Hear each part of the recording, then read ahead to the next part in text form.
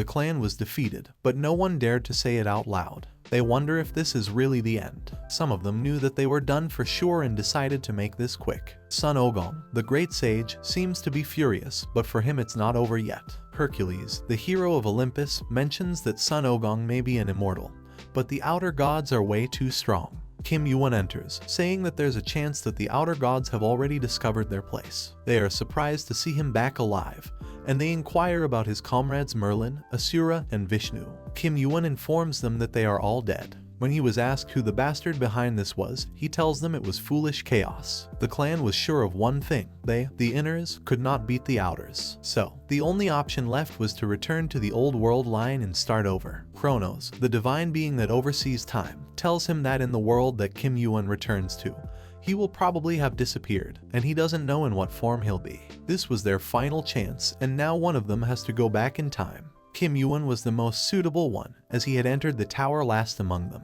Despite that he adapted to this world faster than anyone, he fought alongside them, forged their myth, and gained divinity and divine tiles. Hercules explains how the beings are ranked and concludes that Yuan is their only choice. When Yuan returns back in time, they probably won't have the same relationship. Sun Ogong suggests that he knock some sense into the guys who can't comprehend the situation, and if nothing works, he can just kill them.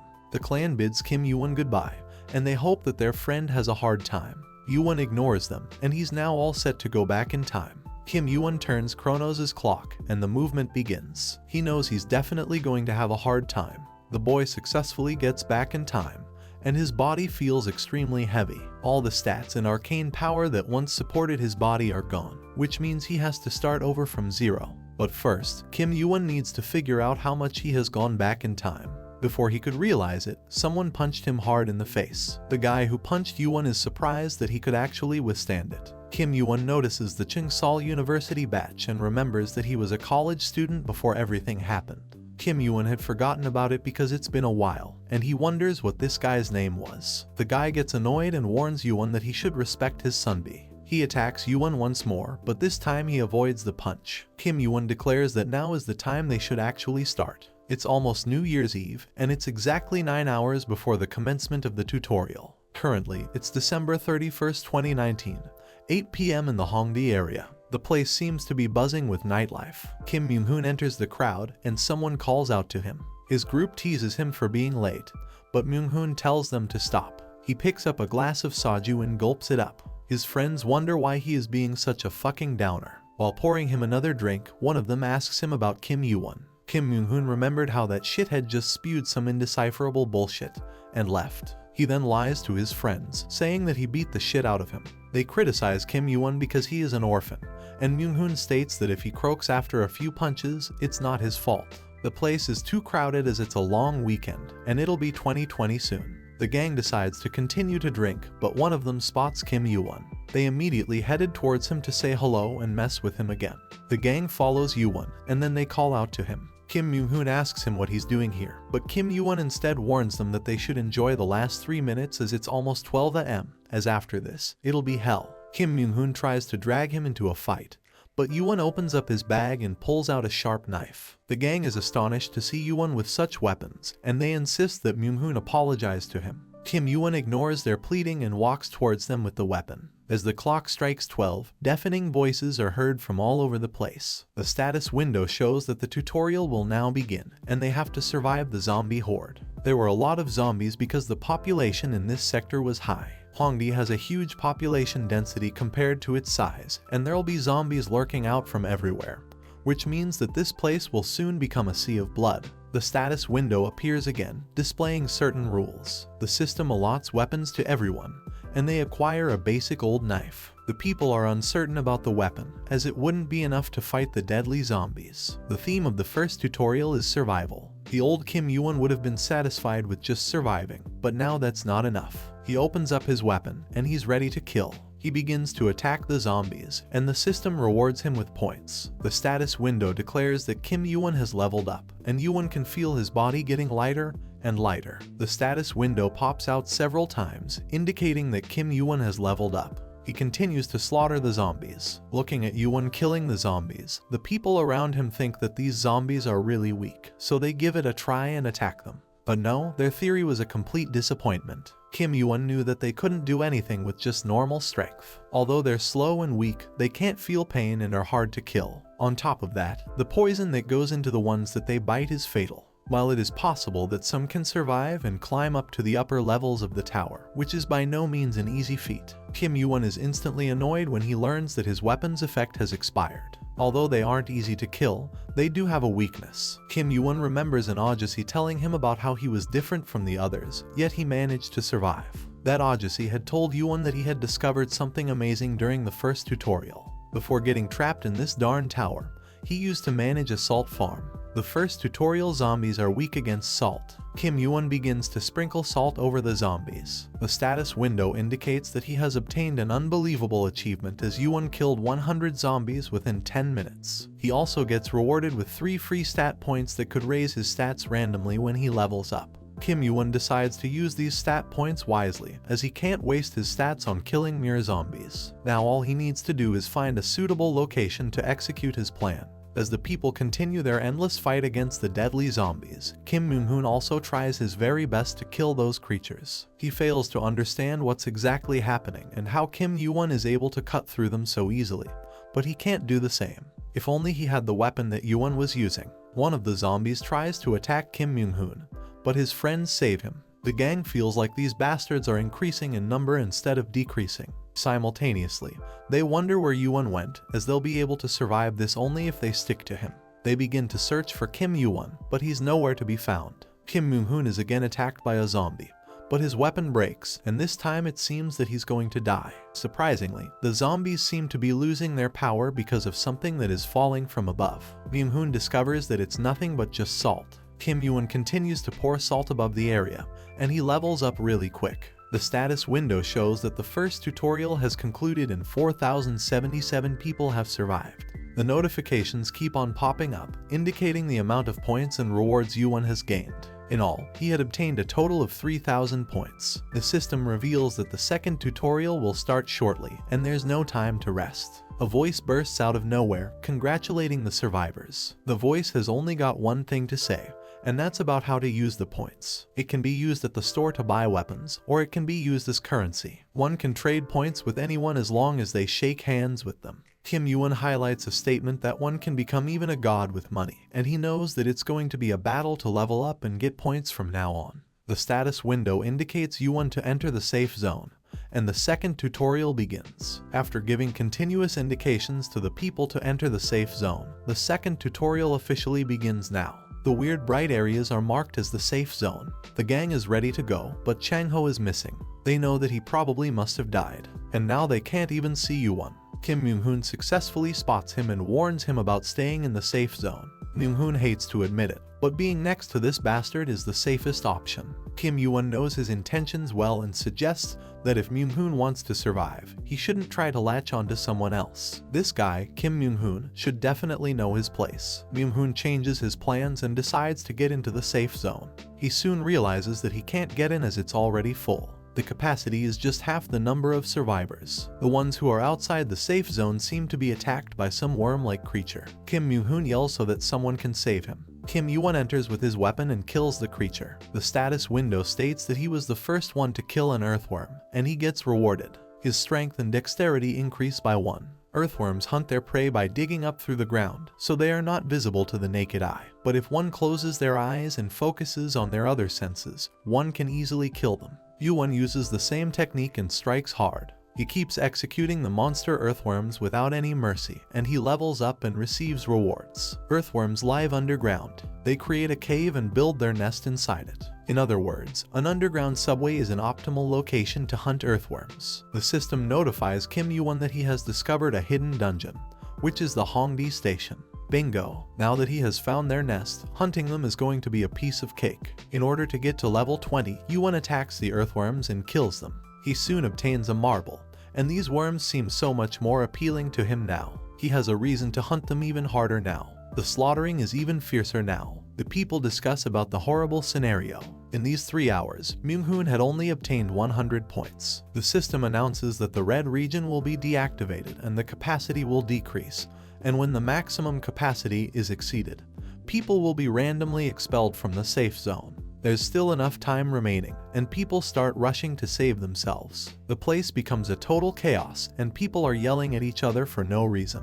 Just then, Kim Myung-hoon commands silence and declares that from now on, they must decide who to kill in order to live. Kim Myung-hoon decides to kill people who come in his way because if he doesn't do anything, he might end up getting shoved out of here. He settles down to kill an old man in order to survive. Here, down in the hidden dungeon, Kim Yoo-won is busy killing the earthworms. He wants to eliminate these creatures from this world. Kim Yoo-won finally reaches level 20, and he unlocks a new stat, Arcane Power. He gets 3 stats as a reward for hunting earthworms, and now he can't expect a better reward until he catches that major thing. He distributes the unallocated stat points, and his arcane power increases to 18, which is considered a good start. Kim Yoo-won walks around the dungeon, but then he stops and calls out to the one who's watching him. The lackey wonders how he knew about it. Yoo-won knows that he is kind of cool and flashy, and the lackey couldn't agree more. The lackey is grateful to Kim Yoo-won for making his job more interesting. They then get down to business, as Yoo-won had summoned the lackey to know more about the store. He wants to buy some skills. According to the lackey, he is the first person to buy a skill. Kim Yoo-won finds it difficult to choose between the skills and keeps scrolling. The lackey asks him if he is looking out for something specific, but he cuts the crap and decides to go with the monkey's eye. Kim Yoo-won obtains the skill, and next he buys a basic arcane sword. The lackey is happy with his decision, but Yoo-won finds him annoying. He tells Kim Yoo-won that he has great expectations of him and leaves. Yoo-won knows that the lackey is going to surveil him as a special administrative target, but it doesn't matter because he hasn't broken any rules to get this far, so they can't punish him. The only thing that bothers Kim Yoo-won is returning. The clock movement used for returning was an item crafted by Kronos, Mimir, and Odin. Lackeys aside, even administrators shouldn't be able to find any links to returning. Even if someone notices, Kim Yoo-won's goal won't change. He activates the monkey's eye skill, and he's determined to raise the proficiency quickly since the true value of these eyes lies elsewhere. There's still plenty of time, so Yoo-won decides to put his basic arcane sword to the test. He also knows that the thing he is looking for will be around here somewhere. The boss of the second tutorial, the motherworm. The boss monster hisses at Yoo-won. Surprisingly, for being a human-eating monster, it has a strong attachment to its offspring. But despite that, it lacks intelligence. The motherworm leans forward and attacks Kim Yoo-won. He wields his sword, and he declares that he is going to get the boss monster in one go. Kim Yoo-won fights the boss with his mighty strength, and after fighting for some time, he wonders what the monster is going to do now, and bets that it will flip over his body. That wasn't the smartest choice, though. Yoo-won strikes the monster with his weapon continuously, but it's not yet badly injured. He continues to injure the boss a little more, and now that it's time, Kim Yoo-won is grateful to the boss monster because it came to him. Here, the old man is pleading with Kim Myung-hoon to spare his life. He tells him that this isn't right, and he can't do this to him knowing that he'll die. Myung-hoon asks him to shut up, and he kicks the old man so that he can know his place clearly. Kim Myung-hoon states that everyone agreed to choose someone else to die in their place, but the crowd denies his statement. They argue with him, saying that he just decided that on his own, and that's bullshit. The people around him had never agreed with him. Myung-hoon yells at them and gets furious because people start revolting. He warns them that he'll kill anyone who dares to get back in. There's very little time remaining, and the fear among the people is constantly rising. Now everyone focuses on the timer as there are only 3 seconds remaining and the timer stops. The status window pops up, and it states that they have passed the second tutorial, and the safe zone will no longer shrink. The people wondered if they were safe or not. There are 15 hours left until the end of the second tutorial. The lackey is surprised that Kim Yoo-won actually managed to kill the motherworm. He notices that Yoo-won is hurt and offers to heal him. Kim Yoo-won tells him that if it counts as one of the rewards, he refuses it because a tiny injury like this can be healed just by raising his constitution. The lackey applauds because for him it was hard to think that a normal human being could get this far in just the second tutorial. Kim Yoo-won shuts him down as he's as noisy as ever. He wonders that it's been 30 minutes since he killed the mother worm, and it appeared later than he expected. The lackeys that managed the tutorial probably didn't expect the mother worm, the monster that preserves the second tutorial's ecosystem, to be killed. So there's obviously no preset reward in the system for hunting the mother worm. In other words, they must be divided on what his reward should be. Kim Yoo-won decides to directly ask the lackey, since he knows that he'll receive a reward for his special actions, and since it seems that Yoo-won already understands this world well. After all he has done, it would be weirder for him not to know. Kim Yewon is in no mood to listen to the lackey any further and asks him for the reward. The lackey offers Yewon to pick between 3 things, the first option being the right to skip to the 5th tutorial. This option will also include the information and rewards for the 3rd and 4th tutorials. Yewon wonders how sly these people are as they think that the 3rd and 4th tutorials hold little value to me. The lackey then announces the 2nd reward is points, and the final option is connecting him with Olympus. The 3rd point seems interesting, and the lackey explains to Yewon that the tutorial is merely the starting point of this world. And in the vast tower there are large organizations as well as countless beings with godlike powers. He will recommend Kim Yewon to Olympus, and if he is sponsored by them, he should be safe in the tower. Kim Yewon could never predict the 3rd option. And it's true that Olympus is one of the major factions that rule the tower, and if he borrowed their power, he would be able to climb the tower even faster and safer. But Yewon chooses the 2nd option. He obtains 10,000 points instantly. The lackey allows Yewon to change his decision, as he must make a wise choice. The lackey was sure that Kim Yewon had made such a decision because he doesn't know much about Olympus and he'll regret it later. Yewon suggests that the lackey should do his job as a gopher properly. He also knows that the last option that was given by the lackey wasn't discussed with the other lackeys, and it most definitely wasn't approved by the administrator. Kim Yewon continues to question the lackey, and the lackey is shocked to his core and wonders what in the world he is. Now that the lackey had flapped his mouth, Yewon found one more thing that he has to do here. He requests a meeting with the administrator in exchange for 1,000 points, and the administrator soon approves his request. Kim Yewon can't overlook the problem of Olympus' involvement with the lackeys since it'll interfere with his future plans. The administrator appears in front of Kim Yewon and asks him if he was the one who asked for him.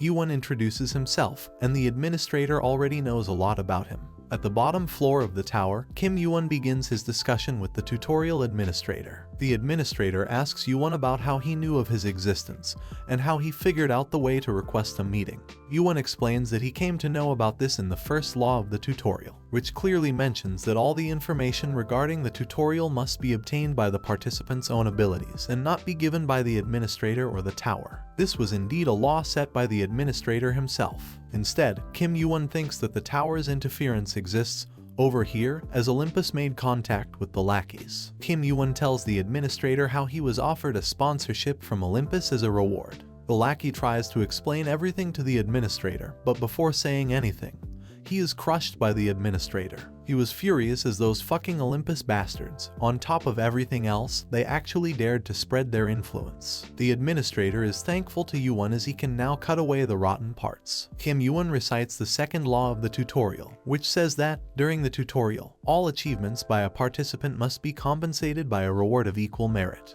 Yewon tells the administrator that he used a fair amount of points to call him over, and through him, he hunted an unfaithful lackey. The administrator tells him that he has done a thorough check but hasn't found any particular irregularities or points of notice, but that actually seems to be the most interesting thing about Yewon. The administrator agrees to give Kim Yewon the credits, and then he wonders what would be a fitting reward for his achievements. Giving Yewon points was ruled out as he already has plenty of points. The administrator then concludes that Kim Yewon deserves at least this much. He takes Yewon's hand as if he were going to transfer some points, and it seems like the reward will be less special than he expected. Surprisingly, Kim Yewon obtains the skill Master of Mana. There are immediate changes in his body as though it were adjusting itself. The administrator asks him whether he was satisfied with it and leaves, as he has got to handle his subordinates. The administrator knows that they'll be meeting soon after the 3rd tutorial. Kim Yewon focuses on his newly acquired powers, as the proficiency is still low but it's a mana control skill.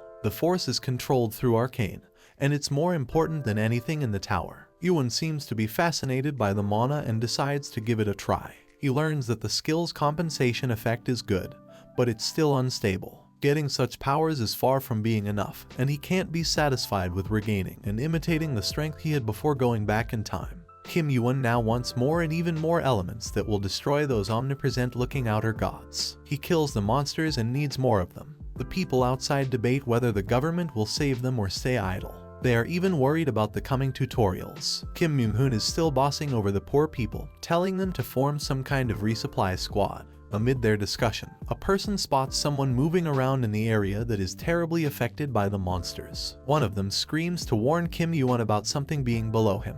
The earthworm appears from the ground, and Yuan slaughters the monster. The crowd stops and stares at him. Kim Yuan tells them to ignore him and that they should continue their little discussion. With this, its first part ends here. So if you like the video, then hit that like button and leave a comment for the next part. Most important, subscribe and press the bell icon for notification. Rest I will meet you in new video. Till then, bye.